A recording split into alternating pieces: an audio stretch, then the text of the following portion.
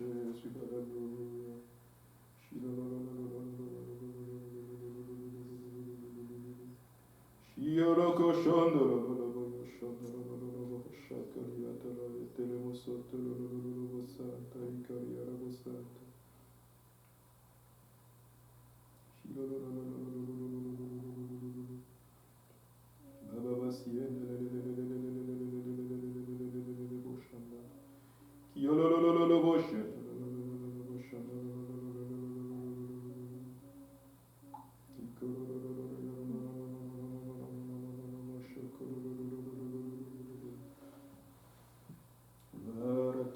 Jésus, gloire à ton nom, Seigneur Jésus, alléluia.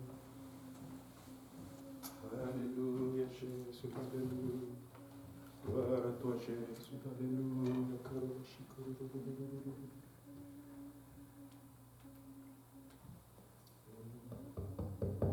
Alléluia. Alléluia, gloire à Dieu tout le monde. Alléluia, nous rendons grâce à Dieu, nous bénissons le nom du Seigneur. Alléluia, en ce beau dimanche de la fête des mères. Alléluia, nous voulons reconnaître la grâce du Seigneur. Si on peut tout simplement, même de chez nous, commencer à louer le Seigneur et à acclamer le Seigneur pour ses bienfaits dans nos vies. Alléluia. Si on peut juste, alléluia, commencer à l'adorer. Alléluia. À élever la voix si cela est approprié, étant de chez vous. Alléluia. Si on peut juste donner des louanges au Seigneur Jésus. Alléluia, alléluia, alléluia. Gloire à toi, Jésus. Nous t'exaltons, Seigneur Jésus. Nous te bénissons, Seigneur. Alléluia. Père, tu es digne de gloire et d'honneur, Seigneur Jésus. Alléluia. Tu es digne de gloire, Jésus. Alléluia, alléluia, alléluia, alléluia.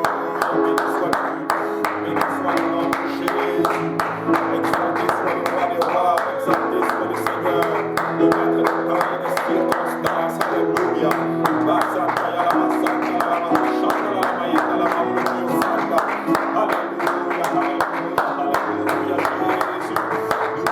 Ce matin, nous te bénissons ce matin, nous t'exaltons ce matin, alléluia. À toi est la gloire, Jésus, à toi est l'honneur, alléluia. Saint, Saint, Saint est l'Éternel des armées, toute la terre est pleine de ta gloire, mon Dieu, alléluia. Rando Robo Santa, ya Santa, la Mahashata, la Mahashata, alléluia, alléluia, alléluia. Gloire au nom de Jésus, gloire au nom de Jésus, alléluia. Il est digne d'honneur et de gloire, alléluia. Et par sa grâce, alléluia, nous sommes là ce matin pour encore l'adorer. Par sa grâce, alléluia, nous sommes en santé. Par sa grâce, nous tenons debout. Par sa grâce, alléluia, nous sommes dans sa présence. Il est digne de gloire, alléluia. Merci Seigneur Jésus, alléluia. Alléluia, bienvenue encore à tous à notre service du dimanche, alléluia. C'est vraiment la fête des mères. Nous voulons reconnaître nos mamans aujourd'hui. Ce n'est pas vraiment ce moment seulement que nous voulons choisir, que nous disons je t'aime ma maman, mais nous voulons juste choisir ce moment-là pour symboliser l'amour que nous avons pour nos mamans. Vous savez, sans une maman, personne ne serait ici. Et nous rendons grâce à Dieu pour toutes les mamans qui nous ont portés dans leur sein. Et 9 mois qui ont souffert et nous sommes sortis, alléluia. Et je crois que si vous êtes sur la face de la terre, c'est parce que vous avez une maman. Et je crois que c'est vraiment très approprié si chacun de nous on peut trouver le moyen de dire vraiment je t'aime à nos mamans. Je t'aime aussi à nos épouses qui sont des mamans extraordinaires. Que le Seigneur vous bénisse. Nous reconnaissons aussi toutes les mamans de l'église. Peut-être qu'on n'est pas, on ne se voit pas, mais par la grâce de Dieu, nous vous aimons beaucoup. Nous sommes très contents, alléluia, de vous avoir. Nous sommes vraiment, vraiment très fiers de vous, alléluia. Que le Seigneur vous bénisse. Nous allons aller ouvrir le service dans le psaume, plutôt dans Proverbe chapitre 31. Et nous allons lire ce proverbe vraiment qui est extraordinaire et qui parle littéralement de la femme vertueuse. Alléluia. Et nous allons le lire ensemble et juste après cela nous allons aller dans ce cantique, dans les cantiques d'adoration et de louange, et après cela nous allons pouvoir continuer avec notre service. Alléluia. Donc on va aller dans Proverbe chapitre 31 et nous allons lire à partir du verset 10. La Bible dit ceci, la Bible dit: qui peut trouver une femme vertueuse? Elle a bien plus de valeur que les perles. Le cœur de son mari a confiance en elle. et les produits ne lui feront pas défaut. Elle lui fait du bien et non du mal. Tous les jours de sa vie, elle se procure de la laine et du lin et travaille d'une main joyeuse. Elle est comme un navire marchand. Elle amène son pain de loin. Elle se lève lorsqu'il est encore nuit et elle donne la nourriture à sa maison et la tâche à ses servantes. Elle pense à un champ et elle l'acquiert. Du fruit de son travail, elle plante une vigne. Elle ceint de force ses reins et elle affermit ses bras. Elle sent que ce qu'elle gagne est bon. Sa lampe ne s'éteint point pendant la nuit. Elle met la main à la quenouille et ses doigts tiennent le fuseau. Elle tend la main au malheureux, elle tend la main à l'indigent. Elle ne craint pas la neige pour sa maison, car toute sa maison est vêtue de cramoisie. Alléluia. Elle se fait des couvertures, elle a des vêtements de fin lin et de pourpre. Son mari est considéré aux portes lorsqu'il siège avec les anciens du pays. Elle fait des chemises et les vend, et elle livre des ceintures aux marchands. Elle est revêtue de force et de gloire, et elle se rit de l'avenir. Elle ouvre la bouche avec sagesse, et les instructions aimables sont sur sa langue. Elle veille sur ce qui se passe dans sa maison, et elle ne mange pas le pain de la paresse. Ses fils se lèvent et la disent heureuse. Son mari se lève et lui donne des louanges. Plusieurs filles ont une conduite vertueuse, mais toi, tu les surpasses toutes. La grâce est trompeuse et la beauté est vaine. La femme qui craint l'Éternel est celle qui sera louée. Récompensez-la du fruit de son travail et qu'au porte ses œuvres la louent. Alléluia. Quel proverbe extraordinaire. Et je crois littéralement que nos mamans ont ces vertus-là. Alléluia. Nous allons vraiment adorer le Seigneur avec ce proverbe-là.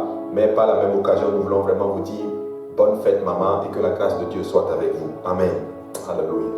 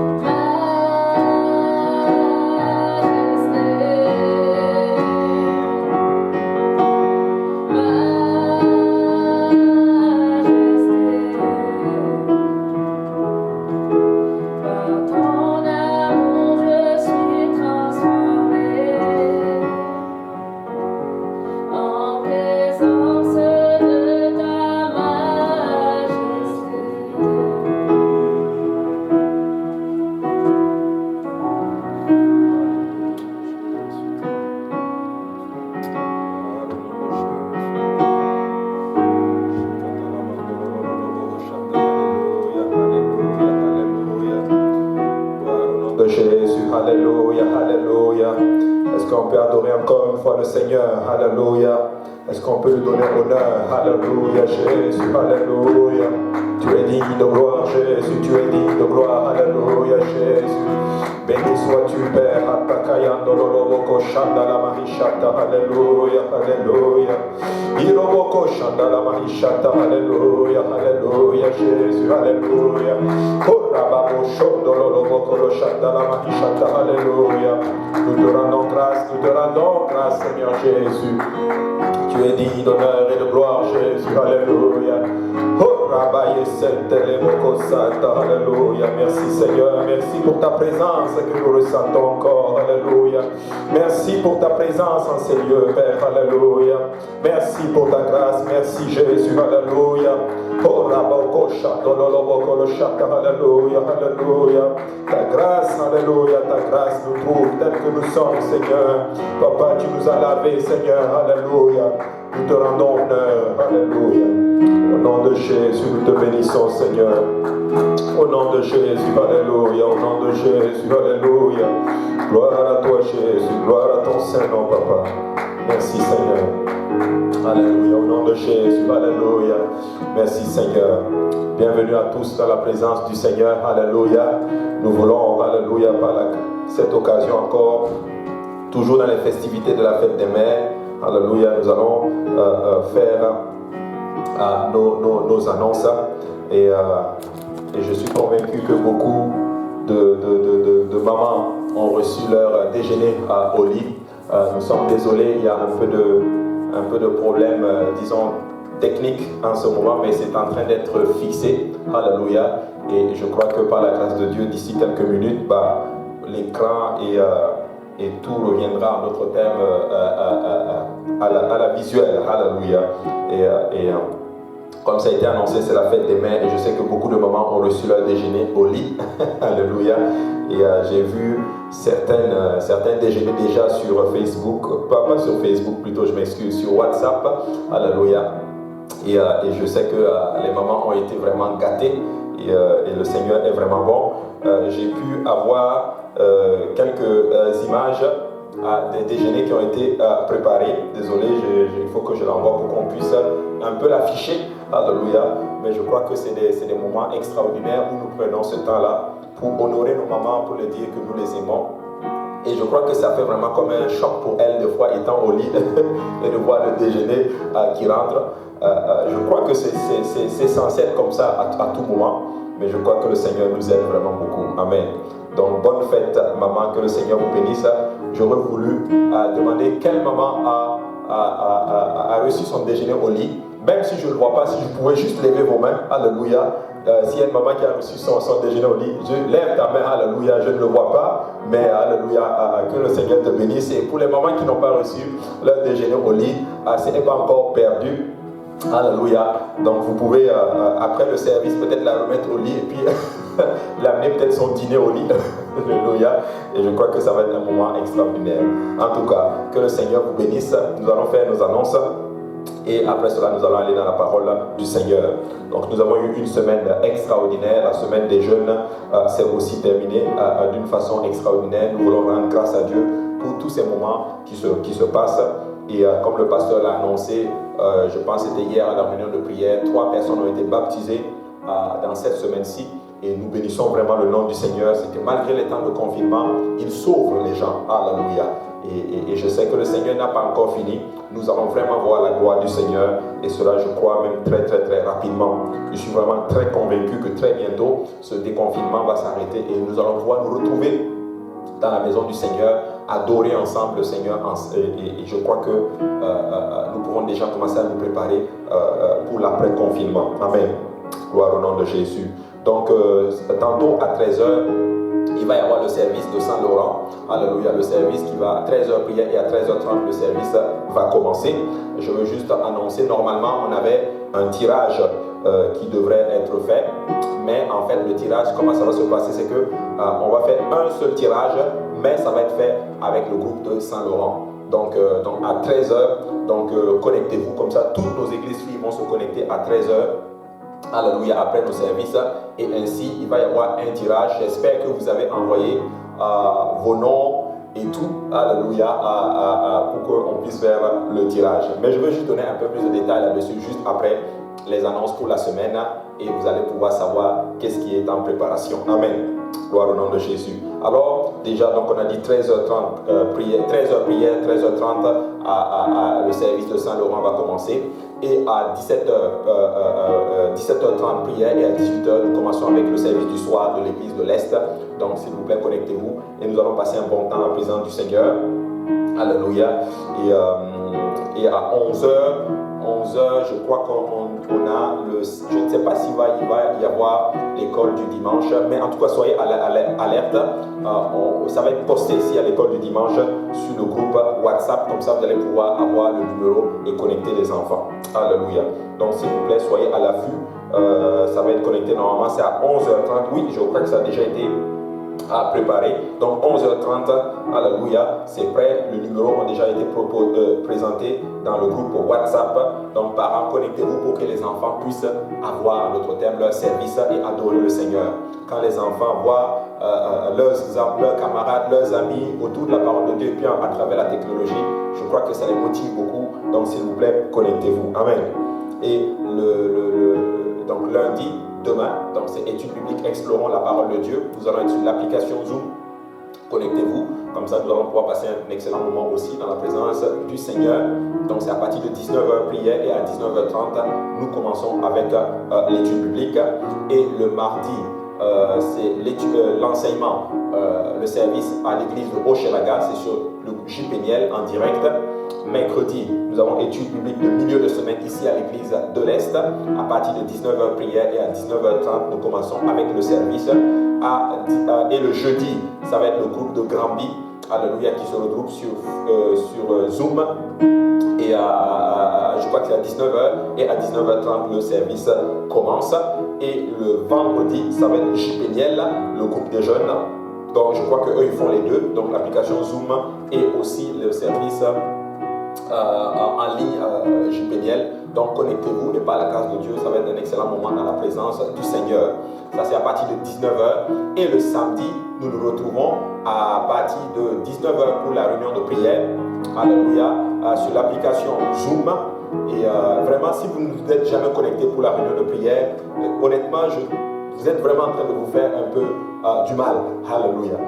Connectez-vous vraiment, parce que quand vous vous connectez sur l'application et que vous priez avec le groupe, non seulement ça vous donne une habitude de prier dans la maison, et quand vous entendez la voix des autres personnes qui prient, et je crois que votre maison, moi je crois personnellement que ma maison se sanctifie de plus en plus, littéralement. La présence du Seigneur tombe là, et c'est important. Donc je vous en prie, au-delà même de la fraternité qu'on voit dans Zoom, s'il vous plaît, connectez-vous dans les moments de prière, même pour les services, et ça va être vraiment bon en votre terme pour vous. Amen. Gloire au nom de Jésus. Donc ça c'était pour le samedi. Et à chaque fois que nous n'avons pas de service, c'est-à-dire, disons mardi, en tout cas pour l'église de l'Est, c'est-à-dire mardi et jeudi, alléluia. Donc vous pouvez vous connecter sur l'application Zoom à partir de 22h. Il y a une réunion de prière de 1 heure, alléluia. Et nous passons vraiment un temps de prière ensemble de qualité. Et après cela, nous allons nous reposer. Donc vous voyez, toutes ces choses-là sont mises en place pour pouvoir nous garder spirituellement, en tout cas au niveau, et je dirais même au-delà, vous voyez. Donc que le Seigneur vous bénisse. Et ça va être vraiment extraordinaire. Alléluia. Donc ça c'était vraiment pour les annonces de la semaine. Maintenant, juste avant qu'on arrive et que je donne un peu plus de détails sur comment on appelle cela, sur le tirage qui va se faire. Donc je vais juste vous présenter j'ai 2 vidéos à vous présenter. Je vais d'abord présenter la première. Je vais donner des détails sur le tirage qui va se faire tantôt. Et après cela, je vais vous montrer une autre vidéo. Alléluia. Maintenant, je vais juste demander à nos techniciens. Bon, là, j'ai besoin de 2 personnes. Donc, une personne qui va aller à l'arrière et appuyer sur play. Et une autre personne qui va zoomer pour que nos frères et sœurs, nos bien-aimés, puissent voir à l'écran qu'est-ce qui se passe. Alléluia. Donc, si on peut juste zoomer sur l'écran. C'est une vidéo que le Seigneur que j'avais trouvé, que j'avais présenté, je pense que c'était l'année passée au service du soir. Et j'ai ressenti de vous présenter encore, de le présenter aujourd'hui. Et je crois que ça va vraiment parler à beaucoup de mamans. En tout cas, moi personnellement, ça me parle. Ça me rappelle beaucoup de choses. Et donc, en tout cas, c'est une réalité de beaucoup de mamans. Alléluia. Et je crois que c'est vraiment bon. Amen. Et donc, vraiment, maman, je sais que ce n'est pas évident. Et vous allez voir, c'est juste extraordinaire. Alléluia. Je ne sais pas si on peut zoomer encore. Ah, il n'y a pas de volume. Je pense qu'il faut mettre le volume là-bas. Ah, je pense qu'il faut mettre pause.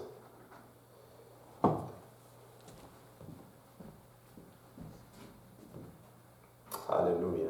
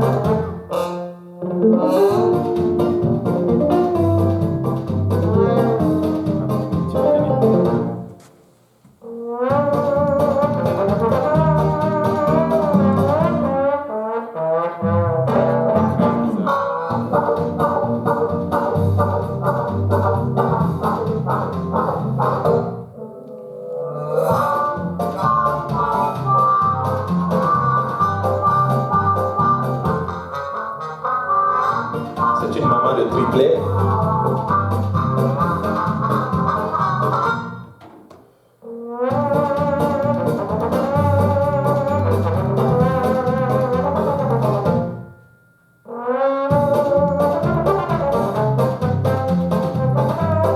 Je sais que c'est la réalité de beaucoup de mamans qui ont beaucoup d'enfants.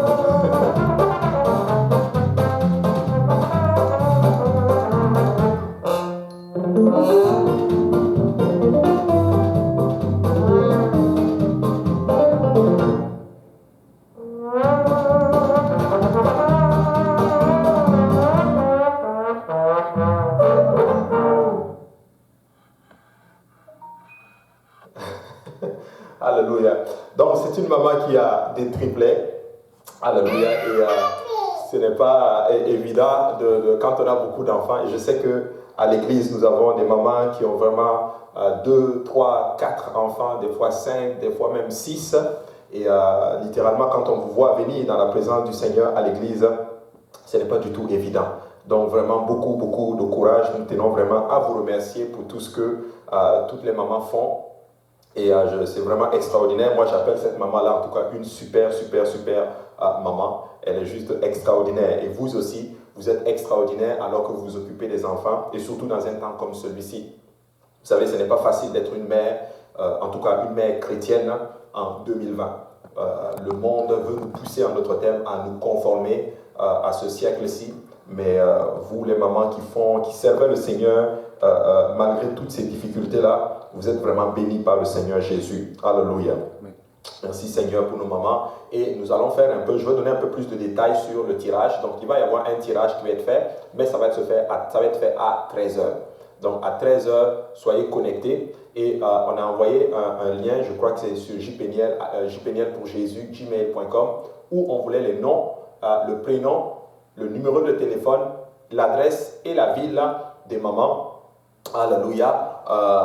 Pour pouvoir, notre thème, leur envoyer, pour pouvoir faire le tirage. Donc, le tirage va être fait. Et si on tire, par exemple, votre numéro de téléphone ou vos coordonnées, ne vous en faites pas, maman, vous allez recevoir un cadeau. Ne vous en faites pas pour la livraison. Tout est déjà mis en place.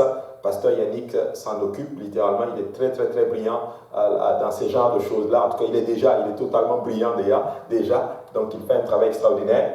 Et quand on faisait la réunion de prière, d'ailleurs, il y a 2 frères même d'ailleurs qui se sont proposés pour faire de la livraison. Alléluia. Vous savez, on est une église extraordinaire. Donc, vous allez être avertis. On a déjà vos adresses. Donc, pour ceux qui ont envoyé leur adresse, le tirage va se faire là-dedans. Maintenant, j'ai confirmé un peu avec le pasteur pour certaines choses. Il y en a qui avaient mis des noms de personnes qui sont un peu hors du Canada. Bon, ça va être un peu plus difficile pour nous. Alléluia. On aurait voulu vraiment pouvoir prendre l'avion et pouvoir même aller livrer, mais ça ne va pas être possible. Mais laissez-nous dire que si, en tout cas, il y a quelque chose de possible, si on peut prendre l'avion et aller lui donner le cadeau, ça aurait été vraiment avec plaisir. Et ce serait vraiment, on va envoyer peut-être virtuellement un cadeau. Voilà, alléluia. et je crois que c'est ça. Donc, tout est déjà dit. Donc, pour ceux qui n'ont pas envoyé leur numéro de téléphone et tout, je pense que le deadline, c'était hier à 23h59.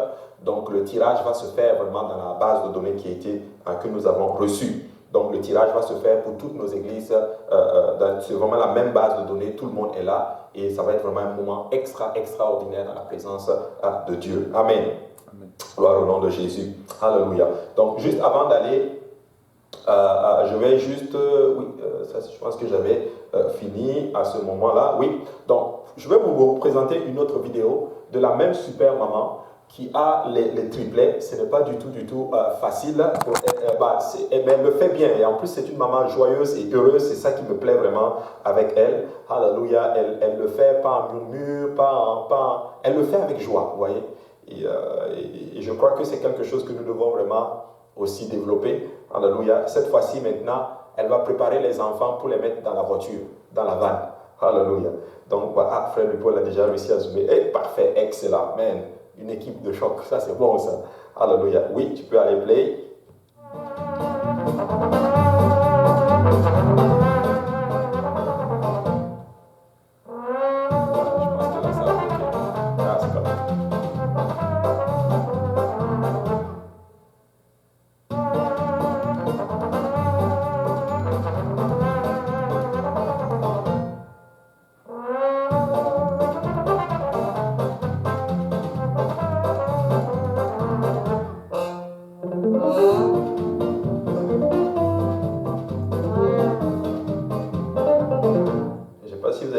passé. Son chat.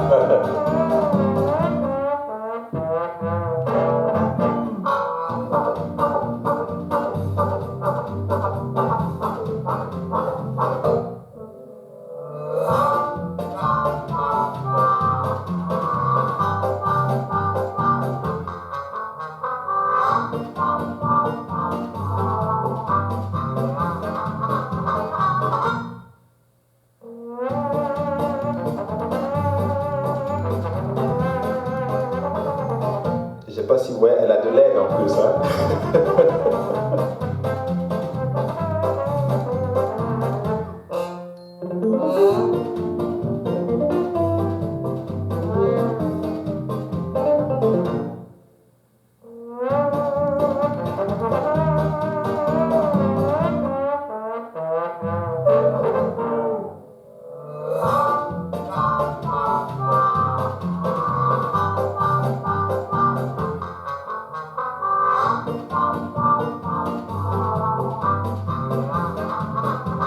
Lisa, c'est comme ma vanne.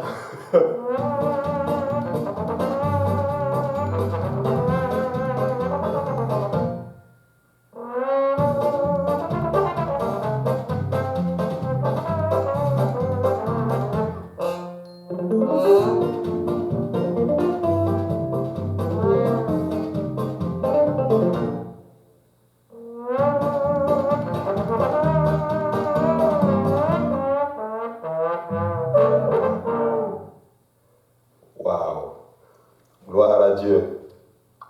Alors je me posais maintenant la question, est-ce qu'il y en a qui veulent avoir des triplés? Alléluia. En tout cas, il y a une là à l'arrière qui dit Alléluia. Bah, vous savez, le Seigneur donne la force et vraiment c'est une maman, une super maman, moi je trouve. Hein. Et je sais qu'il y a des mamans parmi nous qui sont comme qu'elles sont vraiment comme ça. En tout cas, ça me parle personnellement. Hein. Ça me rappelle beaucoup de souvenirs. Et ce qui me frappe en plus là-dedans, c'est que, je ne sais pas si vous avez vu, la maison est propre. La maison est propre, bien rangée. Vous savez, quand on a des enfants, la maison est souvent désordonnée et tout. C'est quelque chose de tout à fait normal. J'ai eu beaucoup de mal avec cela jusqu'à ce que je comprenne que c'est tout à fait normal. Alléluia. Maman, que Dieu vous bénisse. Vraiment, quand je vois ça, je reste juste bouche bée. Et papa, j'aimerais vraiment nous encourager vraiment à les soutenir, à les aimer et vraiment à les honorer parce que vraiment elles font un travail extraordinaire. Ce n'est pas facile, surtout de porter déjà les enfants 9 mois dans leur ventre. Et des fois, il y en a qui n'ont pas un seul enfant, il y en a qui ont 2, 3, d'autres ont des jumeaux, d'autres ont... je connais une maman qui a des triplés. Donc, vous savez, ce n'est pas du tout évident. Honorons vraiment les mamans, donnons-leur vraiment tout le mérite dans notre thème qu'elles ont, facilitons-leur la tâche. Des fois, nous ne réalisons pas, c'est triste à dire, mais certains hommes, malheureusement, ne réalisent pas vraiment la valeur d'une maman ou la valeur même de leurs épouses. Et je crois que c'est quelque chose que nous devons réaliser. Vous voyez. En ce beau temps de la fête des mères, je crois que ce serait vraiment un temps je dirais même, de renouveler encore notre amour pour non seulement nos mères et aussi nos épouses, les aimer et faire, en d'autres termes, je dirais, une alliance même, je dirais. Alléluia, l'alliance vraiment de les honorer et de les respecter. Vous voyez, c'est pas évident. Alléluia. En tout cas, encore une fois, bonne fête, maman. Alléluia. Maintenant, nous allons continuer avec nos annonces pour les offrandes. Pour ceux qui veulent faire leurs offrandes, effectivement, vous pouvez le donner sur le site. C'est epumontréalest@gmail.com. Donc, ça va aller directement dans le compte de l'Église. Et vraiment, merci encore pour tous ceux qui continuent à soutenir l'Église. Nous rendons grâce à Dieu pour vous. Que la grâce de Dieu soit avec vous. Que la paix du Seigneur vraiment vous accompagne. Amen. Gloire au nom de Jésus. Et aussi pour ceux qui ont besoin d'assistance, si nous pouvons faire quoi que ce soit, vous pouvez bien sûr appeler. Donc le mien c'est le 438-820-8566. Pasteur Kaosi c'est 514. Alléluia, j'attends juste que ça soit affiché à l'écran. Alléluia, 514. Attendez, je vais juste le prendre sur mon téléphone en attendant que ça arrive. On va voir qui est plus rapide que qui. Alléluia. Donc, Pasteur Kaosi, effectivement, donc c'est le... Non, ça c'est ça. Voilà, 514-773 74 16. Donc s'il y a quoi que ce soit que nous pouvons faire, nous allons pouvoir vraiment le faire par la grâce de Dieu. Amen. Aussi, on avait l'habitude de donner des fleurs à chaque maman, à les honorer. Mais comme je vous ai annoncé, comme c'est un peu difficile avec le confinement, mais tout ça là, on va tout faire pour rattraper cela. Amen. Au nom de Jésus. Gloire à Dieu. Alors, maintenant, nous allons prier et nous allons aller dans la parole du Seigneur. Je crois que le Seigneur m'a donné une parole pour vous ce matin. Alléluia. Nous allons tout simplement élever la voix et nous allons prier. En fait, on va d'abord lire un passage, donc Genèse chapitre 3, verset 20. Et après cela, nous allons prier pour l'enseignement. Amen. Gloire au nom de Jésus. Alléluia. Donc, alléluia. Donc, Genèse chapitre 3, verset 20, la Bible dit ceci.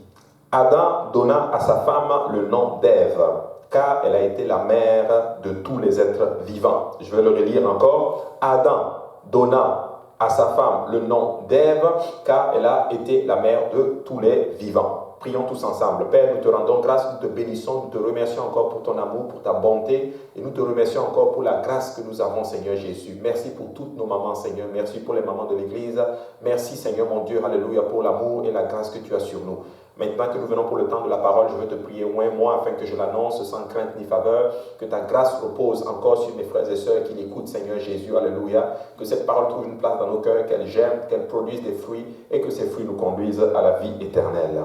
Au nom de Jésus-Christ, nous prions. Amen. Alléluia. Et vous pouvez vous asseoir dans la présence du Seigneur. Merci, Seigneur. Alléluia. Maintenant, aujourd'hui, par la grâce de Dieu, nous allons parler, si je dois donner un titre à cet enseignement, c'est marcher, être une mère dans les derniers jours. Être une mère dans les derniers jours. Alléluia. Et aujourd'hui, alors que nous fêtons la fête des mères, nous voulons par la même occasion regarder bien sûr la parole de Dieu et voir ce que représente une maman. Amen. Une mère. Et quand nous rentrons dans la parole de Dieu, nous voyons que ce mot, plutôt Adam, dans le Genèse chapitre 3, a nommé sa femme Ève, et la Bible dit parce qu'elle a été la mère de tous les êtres vivants. Donc notre maman à tous, alléluia, c'est Ève. Amen. Nous sommes tous, en d'autres termes, si on remonte, on va voir que le dénominateur commun à tous, c'est Ève. Donc chacun de nous avons du sang de Ève qui coule en nous. Alléluia. Donc elle est la mère de tous les êtres vivants. Et quand j'ai regardé la définition de Ève, c'est le mot shawa. Hein? Shawa en hébreu, ça veut dire la vie, en fait, ou vivant. Donc, quand je mets tout ça ensemble, ça veut tout simplement dire ceci, qu'une mère donne en fait la vie. On est une mère lorsque nous donnons la vie. Right? Donc, dans la parole de Dieu, la mère a un rôle primordial. Vous voyez? Donc, si tu donnes la vie, tu es une maman. Et dans la parole de Dieu, la mère a un rôle primordial, comme je l'ai dit. Et un enfant était allaité bien sûr par sa maman. Bon, d'autres enfants sont allaités par d'autres personnes, mais selon la parole de Dieu, en d'autres termes, dans la tradition, c'est la maman qui allaite, bien sûr, qui est censée, je dirais, allaiter l'enfant et qui est censée éduquer l'enfant, transmettre à l'enfant certaines valeurs. Vous voyez, c'était un devoir que les rabbins rappelaient aux femmes d'Israël. Vous voyez, et rares étaient celles qui s'offraient le luxe d'avoir une nourrice. Je sais que dans certains pays, c'est un peu plus... les mamans ont l'occasion ou l'opportunité, je dirais, d'avoir une nourrice. Mais ce n'est pas le cas dans un pays comme celui-ci. Vous voyez, dans un pays comme celui-ci, en tout cas, si tu as une nourrice, c'est que tu es vraiment, vraiment riche. Vous voyez. Mais c'était rare de personnes avaient ce luxe-là d'avoir une nourrice. Donc les mamans les allaitaient elles-mêmes. Et pendant ces premières années, l'enfant était laissé à sa maman, vous voyez, à sa mère. Elle lui donnait les premiers éléments d'une instruction essentiellement morale. Et lorsque cette enfance est terminée, les garçons étaient maintenant confiés à leur père qui leur apprenait ce qu'on appelle la Torah. Donc, il leur apprenait les Écritures. Donc, c'est ça la tradition juive, vous voyez. Et en fait, leurs parents allaient leur transmettre aussi un métier. Donc, ça, c'était vraiment la tradition. Mais lorsque nous rentrons dans la parole du Seigneur, nous avons quelques mamans qui ont il y a plusieurs mamans, mais j'ai sélectionné quelques mamans qui ont, en d'autres termes, qui ont eu un impact qu'on peut noter. Et je crois que ça va nous aider, bien sûr, en cette fête des mères. Si on va dans Genèse chapitre 24, verset 15, la Bible dit ceci. Il n'avait pas encore fini de parler que sortit sa cruche sur l'épaule. Rebecca, née de Bethuel, fils de Milca, femme de Nacor, frère d'Abraham. C'était une jeune fille très belle de figure. Elle était vierge et aucun homme ne l'avait connue. Elle descendit à la source, remplit sa cruche et remonta. Pour ceux qui connaissent un peu l'histoire, Abraham, en d'autres termes, avait son fils Isaac, qu'il a eu vraiment dans sa vieillesse. Et il aimait tellement son enfant que Abraham ne voulait pas que son enfant épouse une femme cananéenne. Vous voyez. Et là, il va choisir son serviteur. Il va lui dire, il faut que tu retournes chercher une femme pieuse, on va dire ça comme ça, pour mon fils Isaac. Et là, le serviteur part, et le serviteur, en partant, va faire, en d'autres termes, un vœu. Il va demander au Seigneur de l'aider à trouver la femme qu'il faut à Isaac. Vous voyez? Et c'est important. Ici, c'est le symbole est très, très, très, très fort. Isaac n'a pas cherché de femme. Isaac avait 40 ans. Il a pleuré la mort de sa maman. Et il est resté, son père a tout simplement vu qu'il souffrait. Et puis son frère a dit, ok, on va chercher une femme pour le petit. Vous voyez? Donc c'est important de comprendre cela. Et moi je crois, la Bible dit que celui qui trouve une femme trouve une bonne chose. Moi je crois que Dieu amène la femme vers toi et tu la trouves. Alléluia. Je crois que c'est Dieu qui doit vraiment te donner ton épouse. Alléluia. Et là, il prie. Il prie. Vous voyez? Et là, finalement, et voici le vœu qu'il va faire. On va retourner dans Genèse chapitre 24. Si on voit à partir du verset, Genèse chapitre 24, si on regarde à partir du verset 13, plutôt au verset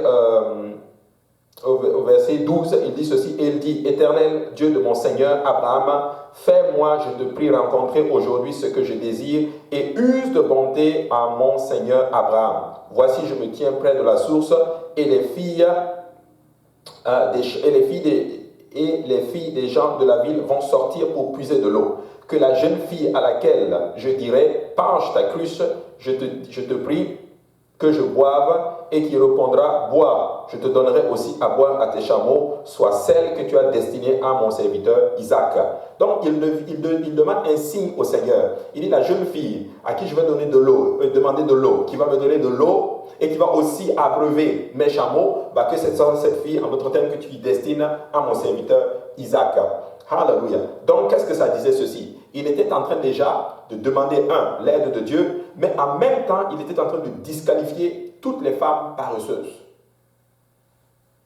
Donc Isaac avait déjà cette garantie, en d'autres termes, que la femme qu'il va avoir va être une femme qui travaille, parce que c'est une femme qui va puiser de l'eau. Donc une femme qui était restée à la maison à rien faire, c'est sûr que Isaac n'était pas pour lui. Alléluia. Et finalement, on voit que Rebecca arrive. Et au verset 15, il dit, le serviteur n'avait même pas encore fini de parler que sortit sa cruche sur l'épaule Rebecca, née de Bethuel, fille de Milca, femme de Nacor, femme d'Abraham. C'était une jeune fille très belle de figure, elle était vierge et aucun homme ne l'avait connue. Elle descendit à la source, remplit sa cruche et remonta. Le serviteur courut au-devant d'elle et dit, laisse-moi boire, je te prie, un peu d'eau de ta cruche. Elle répondit, bois mon Seigneur, et elle s'empressa d'abaisser sa cruche sur sa main et de lui donner à boire. Alléluia. Donc, on voit là que Rebecca, c'est vraiment la servante.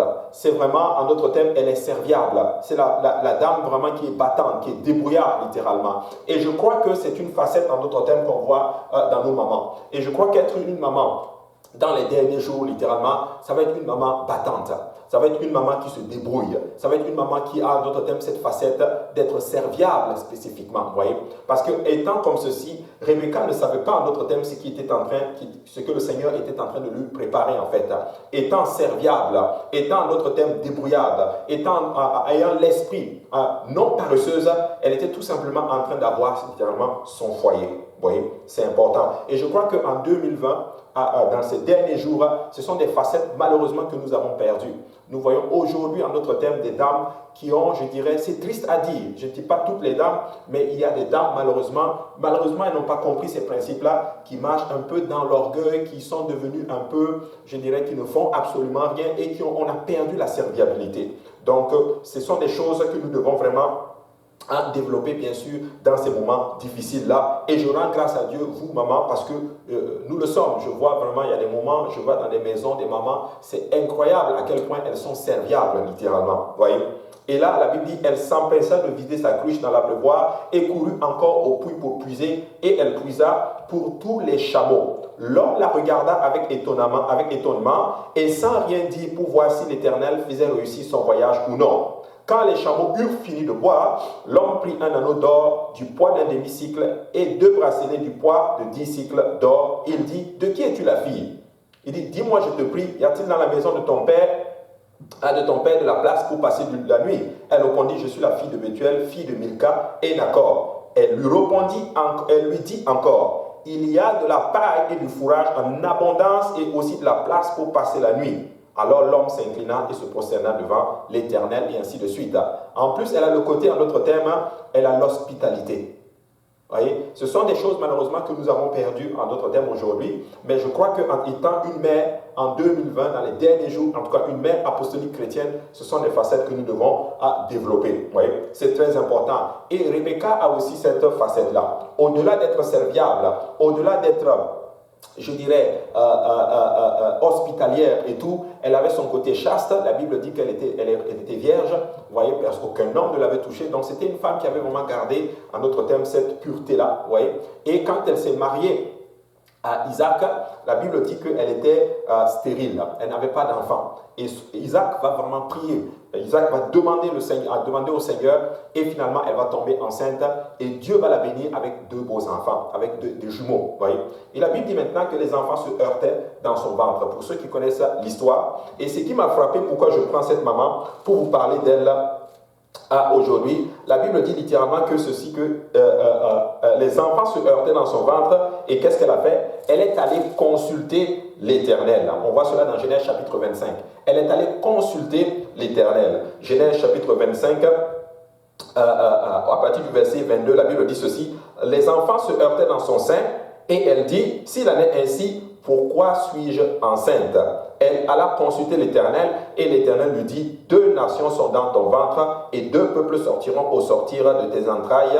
Un de ces peuples sera plus fort que l'autre et le plus grand sera assujetti au plus petit. C'est vrai que quand on lit l'histoire, on sait qu'elle a aidé Dieu à accomplir, elle a voulu aider Dieu à accomplir en d'autres termes sa promesse un peu plus tard. Mais là où je veux vraiment attirer votre attention, c'est ceci. La Bible dit, les enfants se heurtaient dans son ventre. Et elle, qu'est-ce qu'elle a fait? Elle a couru et elle est allée consulter l'Éternel. Et c'est ça qui m'intéresse. Elle est allée consulter l'Éternel. Elle est allée chercher quoi? La face de Dieu. En fait, ce que je veux dire par là, c'est que être une mère apostolique chrétienne, c'est une maman, alléluia, qui va se tenir, bien sûr, dans la présence du Seigneur pour savoir exactement qu'est-ce que Dieu a en réserve pour ses enfants. Donc, maman, vraiment mon encouragement pour vous, alléluia, en ce beau temps, dans les derniers jours, c'est que nous devons développer cette facette où nous nous tenons dans la présence de Dieu. Des fois, nous devons réaliser en d'autres termes que l'impact, Dieu peut passer par la maman pour bénir. Un enfant, des fois, a besoin de la touche de sa maman pour savoir littéralement qu'est-ce que le Seigneur a en réserve pour lui. Et certaines mamans peuvent tellement influencer, je dirais même toute la vie de leur enfant. Vous voyez, c'est important. Rebecca s'est tenue dans la présence de Dieu. Elle a consulté le Seigneur, elle s'est tenue de la présence de Dieu et quand elle est sortie de là, elle connaissait la destinée de chacun de ses 2 enfants. Elle savait que de ses 2 enfants, il y a 2 peuples. Un sera plus grand que l'autre, le plus grand sera assujetti au plus petit. Comment elle a su cela? Elle s'est tenue dans la présence de Dieu. Donc en 2020, un dernier jour, une maman, une mère, nous devons nous tenir dans la présence de Dieu. Et c'est ça que j'ai apprécié avec Rebecca. Elle est vraiment extraordinaire, elle se tient dans la présence de Dieu, elle intercède pour ses enfants. Maman, je sais que les temps ne sont pas sont difficiles. Je sais que des fois, avec les enfants, ce n'est pas évident. Des fois, des mamans travaillent aussi. Mais vous savez quoi? Que Dieu nous aide, pourquoi vous aide à vous tenir dans la présence du Seigneur. Parce que je crois que la sensibilité d'une maman peut pousser Dieu littéralement à révéler beaucoup de choses pour nos enfants. Alors maman, continue à persévérer, continue à te tenir dans la présence du Seigneur et Dieu va te révéler certaines choses en ce qui concerne tes enfants. Alléluia. Très, très, très important. Donc ça, c'était maman Rebecca. Nous allons voir une autre maman aussi qui est vraiment extraordinaire dans les Écritures, qui a eu un impact considérable sur son fils. Alléluia. On va lire dans Exode chapitre 2, verset 7, la Bible dit ceci. Alors la sœur de l'enfant dit à la fille, de Pharaon, veux-tu que j'aille te chercher une nourrice parmi les femmes des Hébreux pour allaiter cet enfant? Va, lui répondit la fille de Pharaon, et la jeune fille alla chercher la mère de l'enfant. Qu'est-ce que je veux dire par là? Ici, c'est le cas de Moïse. Moïse est né dans un contexte assez, je dirais, difficile. Il est né dans un contexte où le pharaon, à l'époque, voulait tuer tous les enfants. La Bible dit que sa maman, il était tellement beau, sa maman l'aimait, et une mère aime ses enfants, alléluia, et elle a caché l'enfant pendant un temps. Et à un moment donné, l'enfant grandissait, elle ne pouvait plus cacher l'enfant. Elle a pris l'enfant, elle l'a mis dans une caisse de jonc, et elle l'a déposé dans le Nil. Et le Nil, en d'autres termes, a conduit l'enfant vers la fille de Pharaon. La fille de Pharaon prend l'enfant, et la Bible dit que Dieu fait trouver grâce, alléluia, à l'enfant aux yeux, bien sûr, de la fille de Pharaon. Elle a aimé l'enfant. Et donc, elle a adopté l'enfant, mais elle voulait que ce soit une nourrice qui va nourrir, plutôt qui va allaiter l'enfant. Mais la sœur de Pharaon suivait, en d'autres termes, la caisse de jonc. Donc, elle court vers la fille de Pharaon, et elle lui dit, écoute, moi, je connais une nourrice qui va s'occuper de cet enfant. Elle dit, ok, va me chercher cette nourrice-là. Donc, l'enfant Moïse revient chez sa mère, et on payait la maman, en d'autres termes, pour s'occuper de son enfant. C'est vraiment extraordinaire. Vous savez, moi, je crois ceci. Si maman, nous nous occupons vraiment de nos enfants, Dieu va nous payer.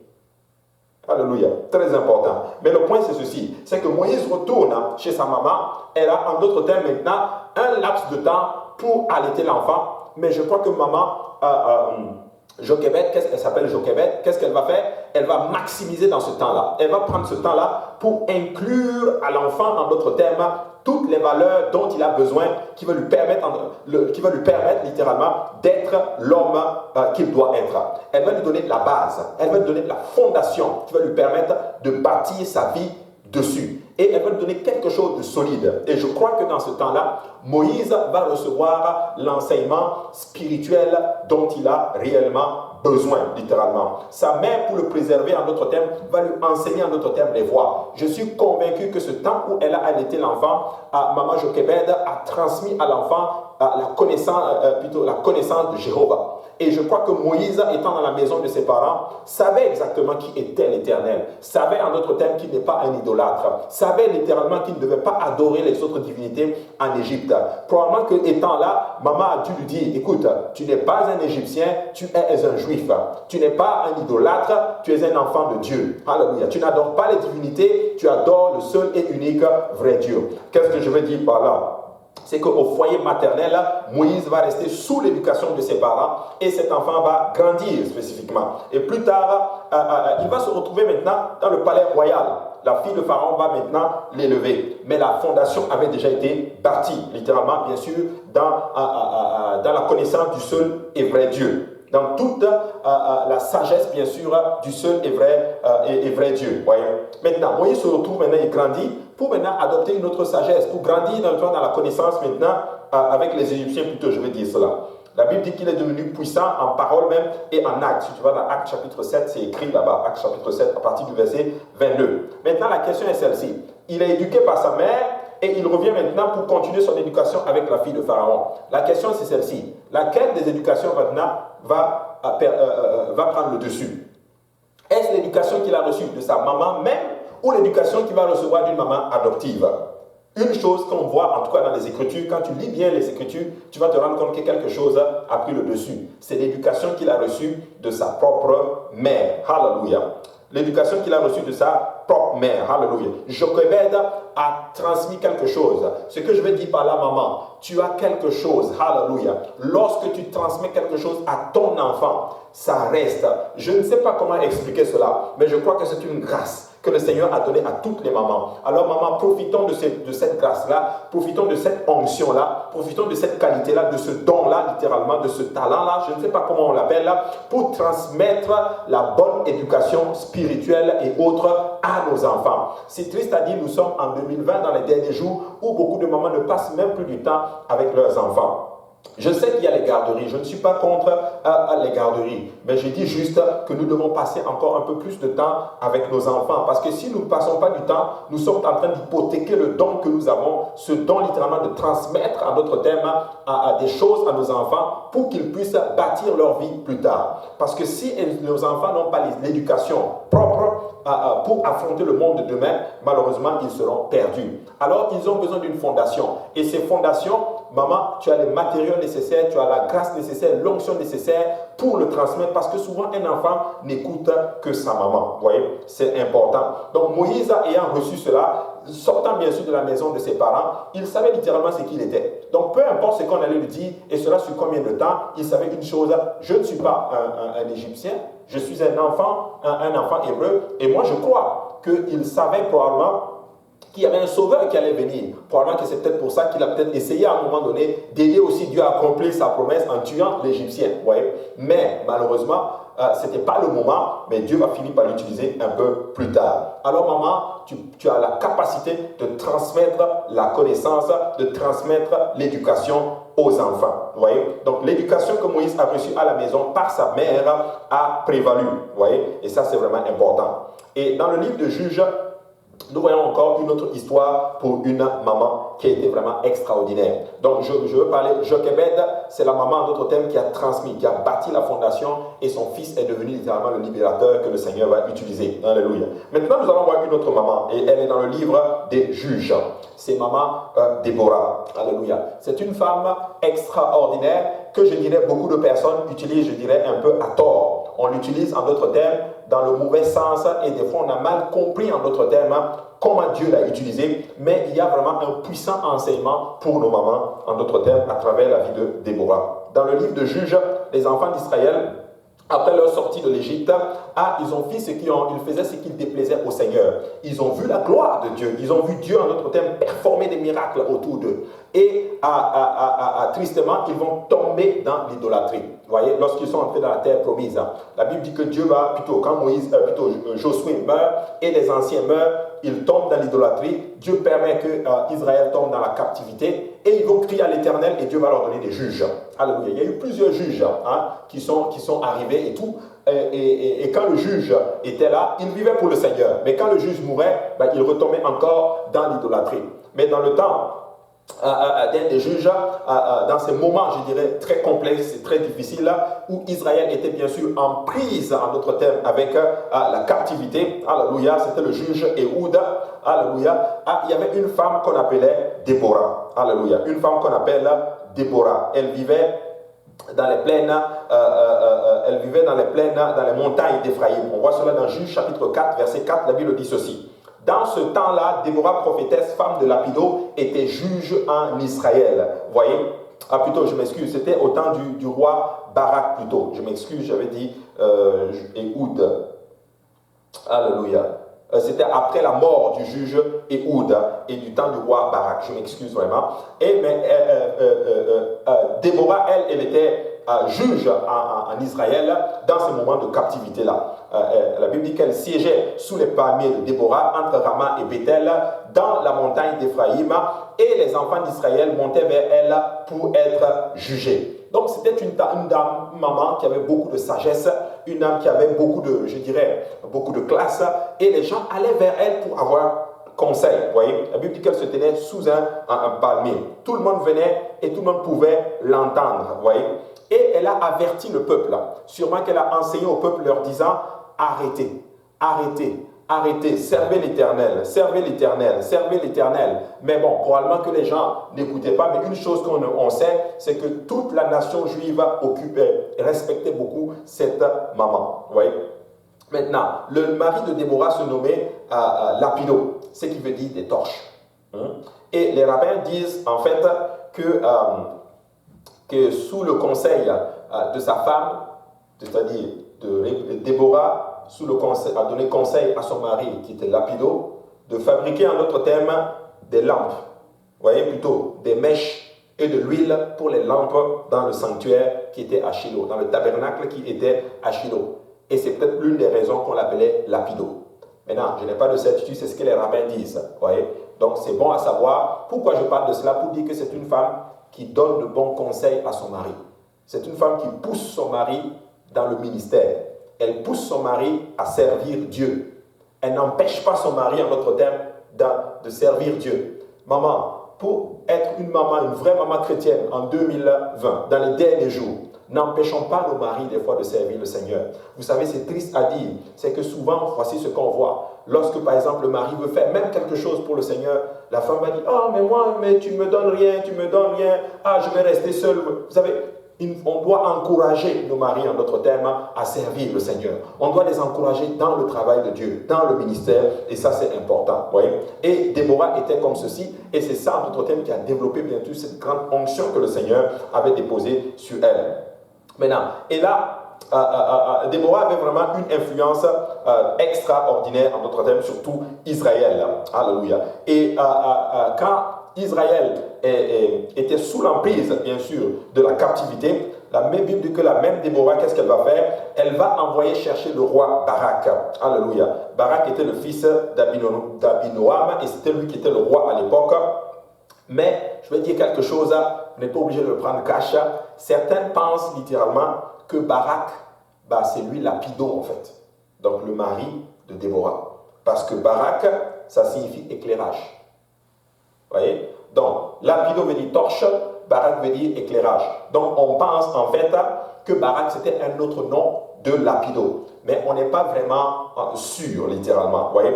Et qu'est-ce que Déborah fait? Mais supposons, même si ce n'est pas lui, ce n'est pas bien grave. Ce que vous devez comprendre, c'est que Déborah étant à sa place de prophétesse, il y avait un roi, et pour littéralement pousser le peuple à servir le Seigneur, pousser le peuple à se rebeller contre l'ennemi et à revenir au Seigneur, elle va envoyer chercher le roi Barak pour demander au Barak maintenant d'aller combattre pour libérer le peuple. Vous voyez, elle ne s'est pas élevée comme ceci. Elle avait beaucoup d'influence, elle avait beaucoup de respect de la population, elle avait beaucoup, tout le monde l'aimait, les gens venaient l'écouter, mais elle ne s'est pas élevée, elle n'a pas été orgueilleuse, elle n'a pas été, je dirais, rebelle, elle a marché dans la soumission, malgré toute l'influence qu'elle avait. Elle pouvait se faire révéler, elle pouvait monter tout le peuple d'Israël et être le chef, et en d'autres termes, surplomber l'autorité du roi. Être une chrétienne, maman chrétienne, alléluia. Dans les derniers jours, nous allons marcher dans la soumission, maman. Alléluia. Même si l'influence est là, même si les gens t'écoutent, n'oublie pas, ne bafoue pas l'autorité du mari. Ne bafoue pas l'autorité, en d'autres termes, de celui qui a autorité, en d'autres termes, sur toi. Il faut respecter cela. Et c'est ça qui attire, en d'autres termes, la bénédiction. C'est triste à dire, il y a des mamans qui ont beaucoup d'autorité, qui ont beaucoup d'influence et tout, mais elles utilisent leur influence de la mauvaise façon. Il y a beaucoup de rébellion, il y a non-respect de l'autorité et tout, et ça fait qu'on passe à côté. Mais dans un temps comme celui-ci, si nous allons être des mères chrétiennes, nous allons développer ces facettes et c'est ce que Déborah est en train de développer. Elle ne s'est pas élevée malgré toute l'influence qu'elle avait pour aller combattre. Elle est d'abord passée par le roi. Roi, voici ce qu'il faut faire. Alléluia. Voici ce qu'il faut faire. Il faut motiver le peuple pour que le peuple lutte contre l'oppression cananéenne et contre l'idolâtrie. Alléluia. Et lorsque Déborah sentit qu'elle avait convaincu le peuple de revenir à Dieu, elle envoyait chercher bien sûr Barak et tout. Barak va refuser en d'autres termes. Barak refuse, non, moi je ne peux pas y aller, ou du moins je ne vais pas y aller si toi bien sûr tu ne viens pas avec moi. Alléluia.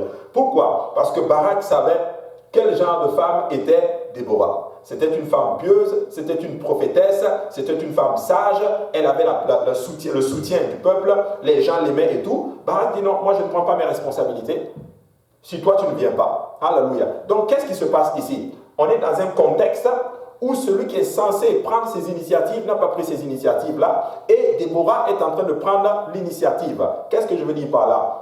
Maman, même si à la maison les initiatives ne sont pas prises par celui qui doit prendre les initiatives, alléluia, prends ces initiatives, mais bien sûr étant bien sûr dans la soumission. Alléluia, très très très important. Et Déborah, alléluia, va dire maintenant ceci à Barak. Parfait, pas de problème, je vais t'accompagner, mais sache une chose, la gloire reviendra, les honneurs plutôt, reviendra à une femme, effectivement. Vous voyez, effectivement, Barak va aller se combattre, Déborah va le soutenir, mais effectivement, le roi des Cananéens qui était plutôt le chef de l'armée des Cananéens qui était Sisera, le roi des Cananéens sera vaincu par une femme qui s'appelle Yaël. Alléluia. Et la gloire, bien sûr, va revenir à une femme. Pourquoi je parle de cette histoire? Parce que dans son cantique, dans Juge chapitre 5, à partir du verset 7, Déborah déclare ceci. Elle dit ceci: les chefs étaient sans force en Israël, sans force quand je me suis levé. Moi, Déborah, quand je me suis levé comme une mère en Israël. Elle dit ceci: je me suis élevée comme une mère en Israël. Elle s'est levée dans un moment où le peuple était dans le chaos, à un moment où le peuple était sous la domination des Cananéens, sous la domination, je dirais, du péché. Elle s'est élevée comme une mère. Alléluia. Qu'est-ce que je veux dire par là? Elle a donné, en d'autres termes, de l'espoir au peuple. Elle a été capable de dire au peuple: vous pouvez littéralement sortir de cette domination. Être une mère dans les derniers jours, c'est cette maman, alléluia, qui va encourager ses enfants, qui va encourager son alentour, qui va encourager sa maison à leur dire: nous pouvons casser le péché et nous pouvons servir le Seigneur. Nous pouvons sortir de la domination et vivre littéralement, alléluia, dans la liberté du Seigneur. Alléluia. Et ça, c'est vraiment important de comprendre cela. Elle le dit au verset 8, elle dit: il avait choisi de nouveaux cieux, alors la guerre était aux portes. La guerre était aux portes. On ne voyait ni bouclier, ni lance chez 40 milliers en Israël. Alléluia. C'est important, mes frères et sœurs. Une maman, c'est cette maman, alléluia, qui va donner l'espoir, qui va donner la vie. On a dit qu'une mère, c'est celle qui donne la vie. Alors que le peuple était à terre, alors que le peuple était sous la domination, elle va donner naissance à la force, littéralement. Elle va donner à Israël la capacité de se rebeller contre l'ennemi. Voyez? Et ça, c'est important. Alléluia. Donc, maman, encourage, alléluia, encourage à servir le Seigneur. Des fois, nous arrivons, mais de la mauvaise façon. Et je rends grâce à Dieu pour ces mamans-là qui encouragent vraiment leurs enfants à servir le Seigneur. Ce n'est pas une pression, non, non, non. Mais c'est tout simplement trouver le moyen, en d'autres termes, de motiver littéralement les gens à servir le Seigneur. Alléluia. C'est vraiment extraordinaire. Si tu marches dans la soumission et dans la crainte du Seigneur, même si ton mari ne veut pas venir servir le Seigneur, laisse-moi te dire qu'un jour, il viendra servir le Seigneur. Il viendra servir le Seigneur. Alors je vais encourager toutes ces mamans. Je sais qu'il y a beaucoup de mamans qui viennent souvent, ou du moins venaient seules à l'église. Peut-être qu'il y a des mamans qui sont peut-être seules en train de regarder ce service en ce moment. Je vais t'encourager, maman, continue. Comme Déborah, alléluia. Continue juste, tu vas voir un jour, il va venir servir le Seigneur. Un jour, tu vas voir, tu vas redonner la vie à ta maison. Tu vas redonner de l'espoir à ta maison, littéralement. Parce que tu es tout simplement la personne, par le canal par lequel Dieu va passer pour toucher toute la maison. N'eût été Déborah, le peuple allait encore rester, en d'autres termes, sous la domination des Cananéens. N'eût été une femme, une mère qui se lève littéralement, qui dit: ça suffit, nous pouvons sortir de là. Israël serait toujours dans cette situation. Être une mère dans les derniers jours, c'est cette maman qui va dire: nous allons servir le Seigneur. C'est cette maman qui va dire: je vais tout faire pour que la paix du Seigneur revienne dans ma maison. Je vais tout faire, en d'autres termes, pour que la vie de Dieu revienne dans ma maison. Très important. Maintenant, nous allons étudier la dernière maman, c'est Anne. Alléluia. Anne. 1 Samuel chapitre 1, verset 1, la Bible dit ceci. Il y avait un homme de Ramathaïm, Sophim, de la montagne d'Éphraïm, nommé Elkana, fils de Jéroam, fils d'Élu, fils de Tohu, fils de Soupha, Éphrasien. Il avait deux femmes, dont l'une s'appelait Anne et l'autre Pénina. Pénina avait des enfants, mais Anne n'en avait point. Chaque année, cet homme montait de sa ville à Shiloh pour se prosterner devant l'Éternel des armées et pour lui offrir des sacrifices. Là se trouvaient les deux fils d'Éli, Ophni et Phiné, sacrificateurs de l'Éternel.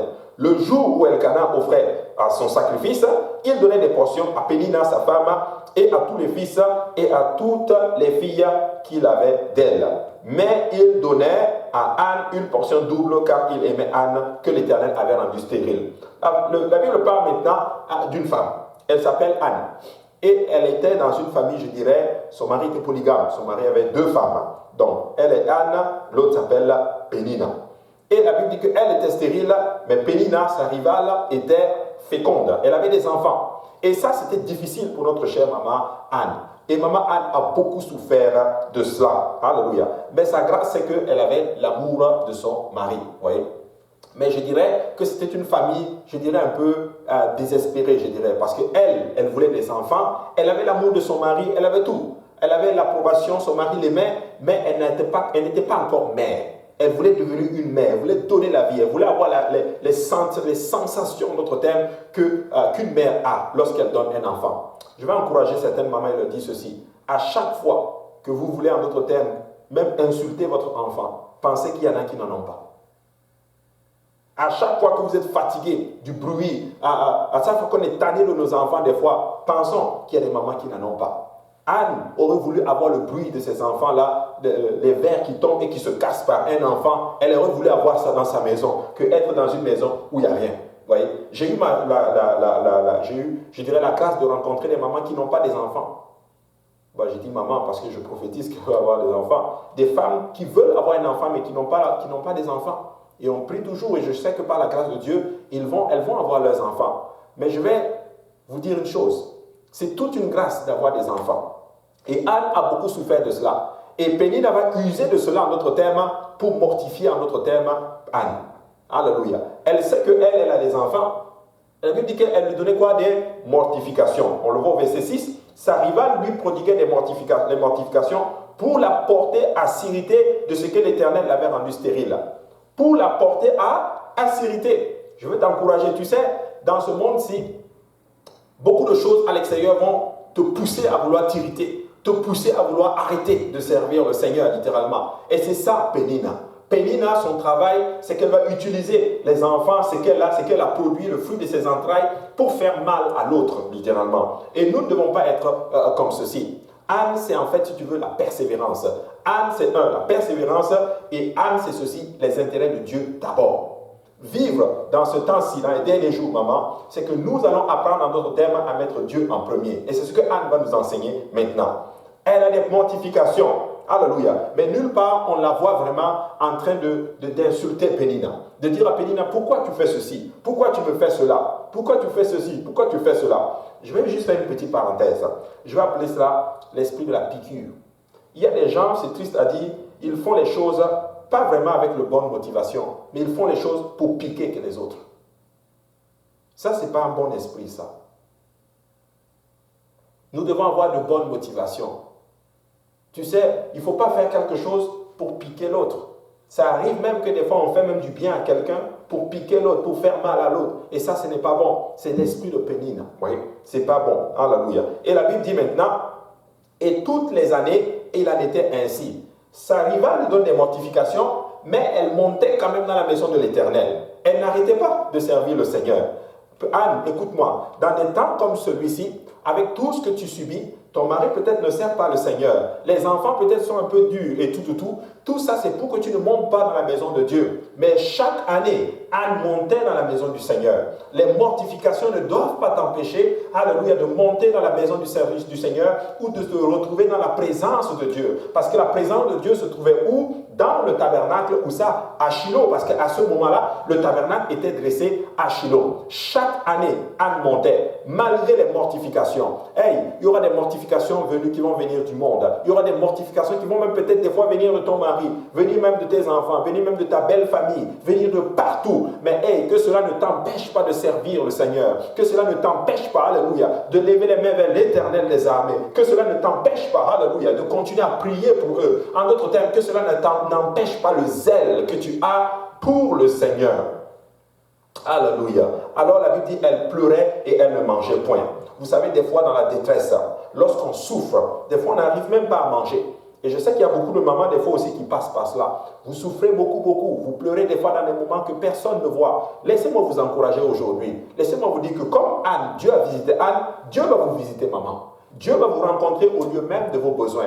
Et là, je vais étendre cet enseignement, pas seulement à toi, maman, mais Dieu va te rencontrer, mon frère, ma soeur, où que tu te trouves, alors que tu pleures sous ta couche, alléluia, si tu persévères, si tu fais fi de toutes les mortifications qui sont dans le monde, et que tu fais, en d'autres termes, confiance à l'Éternel. En d'autres termes, si tu ne permets pas aux choses autour de toi de t'empêcher de monter dans la présence de l'Éternel, tu vas voir la gloire de Dieu. Amen. Alléluia.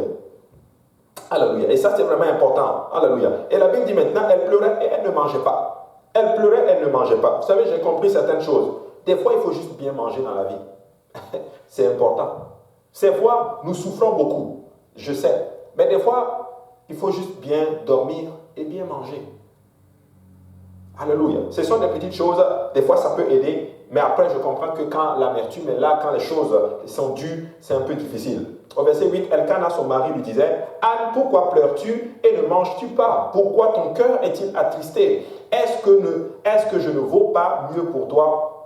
Je ne vaux pas pour toi mieux que dit fils. Anne se leva après que l'on eut à manger et bu à Silo. Le sacrificateur Élie était assis sur un siège près de l'un des poteaux du temple de l'Éternel. Et l'amertume dans l'âme, elle pria l'Éternel et versa des pleurs. Elle a prié l'Éternel, malgré que le fait qu'il y avait l'amertume. Certaines personnes, des fois, disent, oh, je ne peux pas prier, c'est dur, je souffre beaucoup, il y a beaucoup d'amertume. La Bible dit qu'elle, malgré l'amertume, les mortifications, elle a prié l'Éternel. Elle a prié l'Éternel. Être une mère dans les derniers jours, malgré les difficultés, malgré les choses que ça ne va pas, reste dans la présence de Dieu. Reste dans la présence. Prie l'Éternel. Prie l'Éternel. Alléluia. Et là, elle fit un vœu au verset 11. Je ne sais pas combien de temps ça a pris. Ça a probablement pris beaucoup d'années. Mais Anne est en train de montrer ici un esprit de persévérance. Vous savez, maman, dans les derniers jours, vous devez être persévérante. Si vous ne persévérez pas, vous n'allez pas voir la victoire. Maman, je sais qu'il y a des mamans, je vais me laisser aller aujourd'hui. Il y a des mamans, des fois même, qui disent, qui pensent même au divorce. Parce que c'est difficile. Maman, ne pense plus à ça. Comme Anne, persévère. Continue à prier. Continue à te tenir dans la présence de Dieu. Et Dieu va te visiter. Ah oui, il va te visiter. Anne fait un vœu maintenant. Au verset 11, qu'est-ce qu'il dit? Elle fit un vœu en disant, Éternel des armées, si tu daignes regarder l'affliction de ta servante, si tu te souviens de moi, et n'oublie point ta servante, et si tu donnes à ta servante un enfant mâle, je le consacrerai à l'Éternel pour tous les jours de sa vie. Et là, Anne est en train de nous montrer maintenant ici. Elle dit, je veux l'enfant. Mais tes intérêts d'abord, Seigneur. Je veux l'enfant.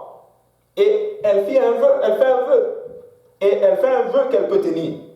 Alors, mes frères et sœurs, beaucoup d'entre nous, nous aimons les vœux. Vous savez, ne faisons pas de vœux que nous ne pouvons pas tenir. Parce que si tu fais un vœu que tu ne peux pas tenir, laisse-moi te dire que Dieu peut t'en tenir rigueur là-dessus.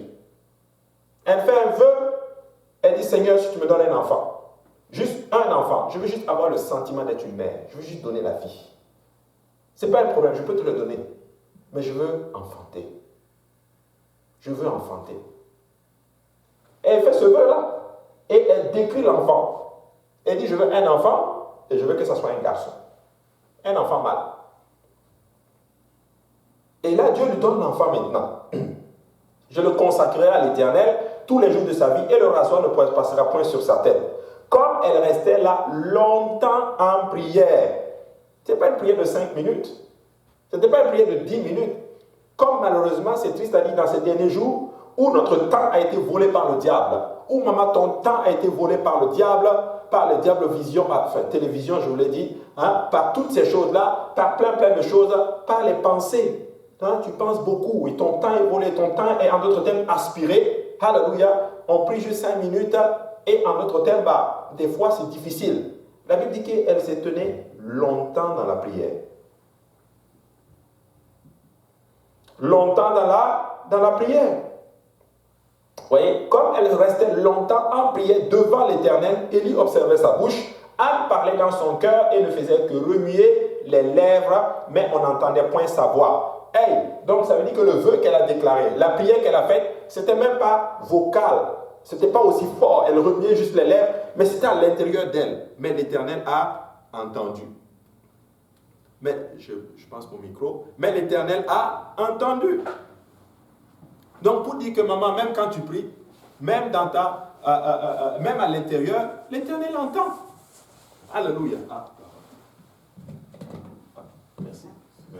Alléluia. L'Éternel entend.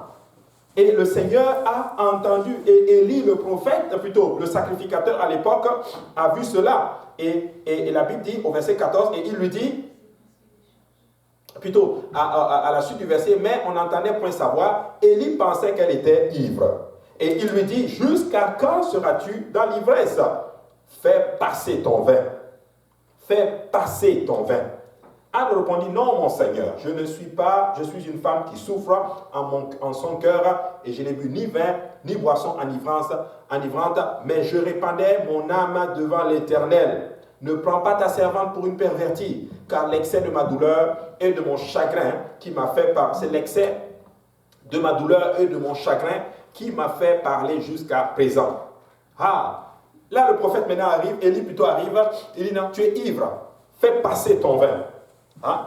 Fais passer ton vin. Vous savez, elle est juste en train de prier. Elle est en train de remuer les lèvres. L'homme de Dieu arrive, et qu'est-ce qu'il fait? Il dit, perverse. Hey, beaucoup d'entre nous, là, on ne supporterait pas ça. Si le pasteur arrivait, et que le pasteur dit, ah, femme pervertie, fais passer ton vin, alors que tu es en train de prier, en train de souffrir. Tu te lèves, tu vas dire, ah, comment il ose me parler comme ça? Lui, le pasteur, bah, c'est ce qui s'est passé. Anne est en train de développer une autre facette, littéralement. La facette de l'humilité. Alléluia. La facette de la soumission. Et là, au verset 17, Élie reprit la parole et dit, va en paix. Et que le Dieu d'Israël exauce la prière que tu lui as adressée. Élie n'était même pas un serviteur vraiment exemplaire. La Bible dit que ses enfants faisaient n'importe quoi dans le temple. C'était pas vraiment, il était déchu même, je dirais, complètement devant le Seigneur. Mais vous savez quoi, ce qui s'est passé? C'est que le Seigneur est passé par cet homme de Dieu pour bénir, en d'autres termes, Maman Anne. Je veux te dire, mon frère, ma soeur, alléluia. Tu sais, il faut honorer, en d'autres termes, honore le dirigeant spirituel. Honore et respecte, et tu vas voir, Dieu va te bénir. Dieu va te bénir. Et là, au verset 18, la Bible dit que ta servante trouve grâce à tes yeux. Et cette femme s'en alla. Elle mangea et son visage ne fut plus la même. Elle a pris la parole que le serviteur a donnée. Elle a accepté ce que Élie a donné en d'autres termes.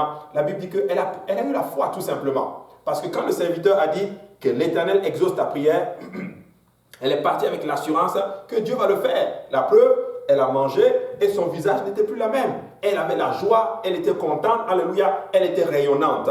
Maman, tu es belle. Tu ne pleures plus, alléluia. Tu es rayonnante, alléluia. Sois joyeuse, alléluia. Ne permets pas notre temps aux situations de faner ta beauté, alléluia. Elle est rayonnante maintenant. Pourquoi? Parce que la parole de l'Éternel est venue la rencontrer. La parole qu'elle a reçue est venue lui donner en d'autres termes la joie. Maman, plonge-toi dans la parole de Dieu et cette parole va te donner la joie. Plonge-toi dans la parole du Seigneur et cette parole va développer en d'autres termes d'autres facettes et va te donner un visage rayonnant. Un visage rayonnant. Regardez ce que la Bible dit. Ils se levèrent de bon matin et après s'être prosternés devant l'Éternel, ils se retournèrent et revinrent dans leur maison à Rama. Elkana connut Anne, sa femme, et l'Éternel se souvint d'elle. Alléluia. Dans le cours de l'année, Anne devint enceinte et elle enfanta un fils qu'elle donna le nom qu'elle nomma Samuel. Car, dit-elle, je l'ai demandé à l'Éternel. Alléluia. L'enfant Samuel est bien et bien maintenant arrivé. Alléluia. L'enfant tant entendu est bel et bien arrivé. Samuel veut dire, l'Éternel a entendu ma prière. Anne a finalement pris cet enfant. Dès que l'enfant était sevré, elle est allée le remettre au Seigneur. Elle a accompli son vœu. Et quand tu lis le texte plus tard, tu verras que la Bible dit que Dieu va le redonner encore d'autres enfants. Elle a fait un vœu, mais elle a d'abord regardé les intérêts de Dieu. Maman, être une mère en 2020, dans les derniers jours, c'est que nous allons mettre Dieu en premier. Les intérêts de Dieu d'abord. Et quand on fait ceci, nous pouvons être sûrs que Dieu va nous faire grâce. Il y a un potentiel en toi, maman. Ta persévérance va faire naître quelque chose de grand qui va impacter le monde. Vous savez, Timothée était grec de par son père et juif de par sa mère. La piété de sa mère l'a beaucoup impacté. On voit cela dans 1 Timothée 1, 3. La Bible dit, je rends grâce à Dieu que mes ancêtres ont servi et que je sers avec une conscience pure de ce qui naît, de ce que nuit et jour, je me souviens continuellement de toi dans mes prières, me rappelant tes larmes et désirant te voir afin d'être rempli de joie, gardant le souvenir de la foi sincère qui est en toi, qui habita d'abord dans ton aïeul Loïs et dans ta mère Eunice, et qui, j'en suis persuadé, habite aussi en toi. C'est pourquoi je t'exhorte à ranimer le don de Dieu que tu as reçu par l'imposition des mains. Loïs veut dire agréable, unique, Eunice veut dire béni par la victoire. C'est de là que notre cher Timothée est sorti, pour dire, maman, ce que nous avons impacte pour être une bonne mère dans ces derniers jours. Si nous développons ces facettes-là, laissez-moi vous dire que nous allons tout simplement dépasser toutes les difficultés et voir la gloire de Dieu. Maman, le but de tout ceci, c'est juste pour vous dire ceci. Vous êtes agréable et vous êtes béni par le Seigneur. Il y a une onction et une capacité sur une maman. Une maman a tellement d'autorité, en tout cas spirituellement parlant, qu'une maman peut, je dirais quasiment, elle peut détruire la destinée de son enfant ou bénir la destinée de son enfant.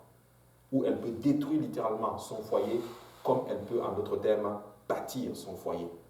Mais utilisons toute cette puissance, cette autorité que le Seigneur nous donne pour tout simplement faire de grandes choses pour la gloire de Dieu. Alléluia. Peuple de Dieu, honorons nos mamans. C'est très, très, très important. Honorons nos mamans. La Bible dit, ne néglige pas les préceptes, les enseignements de ta mère.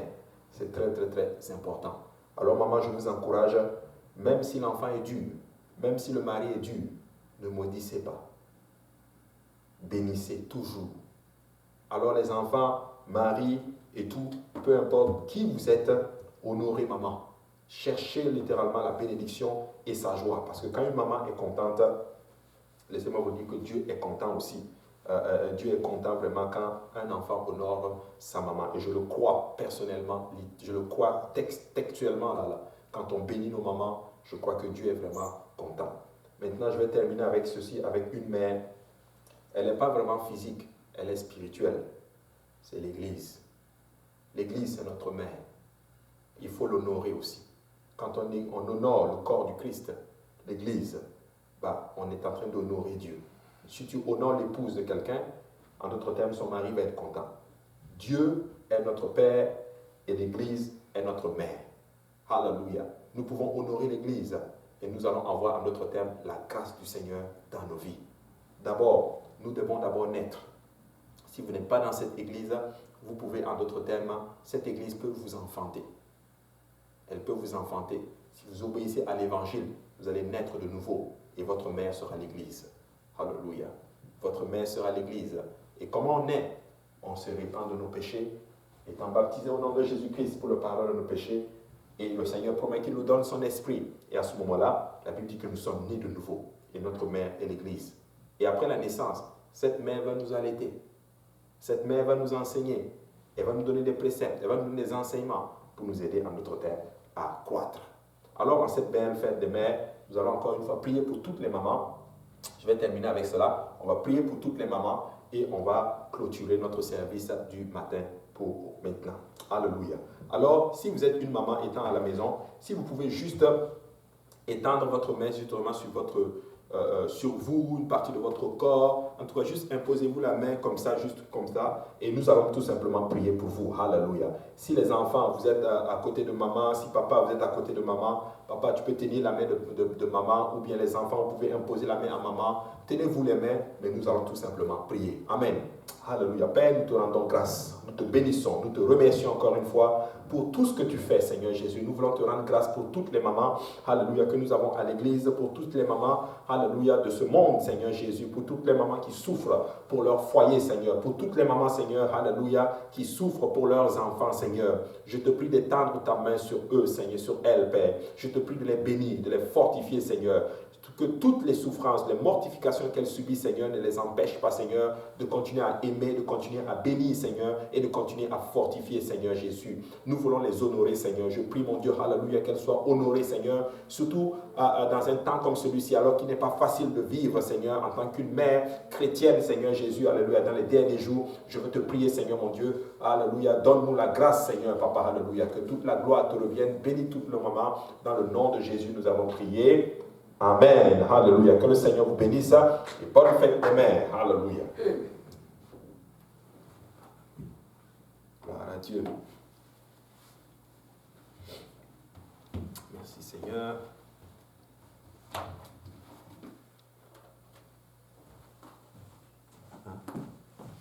Je vais juste mettre pause.